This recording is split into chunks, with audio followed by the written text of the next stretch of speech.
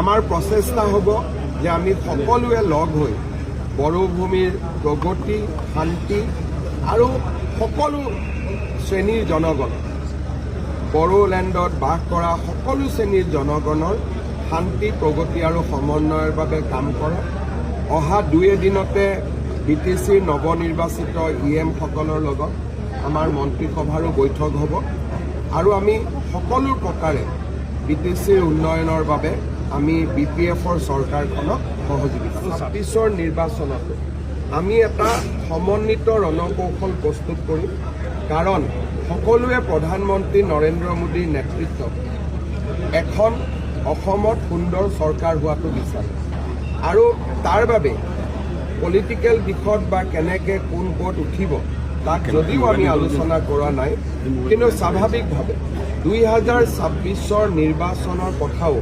আমাৰ নিশ্চয় মনত আছে, আমাৰ নিশ্চয় চিন্তাত আছে আৰু এই বিষয়ে মই ভাবোঁ যে ডিচেম্বৰ, জানুৱাৰী মাহৰ ভিতৰত আমি আপোনালোকক এটা সুন্দৰ প্ৰতিচ্ছবি দিব পাৰিম আৰু এটা কথা মই ক'ব পাৰোঁ যে গোটেই কথাবোৰ ইতিবাচক হ'ব, গঠনমূলক হ'ব আৰু ভাল হ'ব, ইয়াত নিগেটিভ একো নহয়।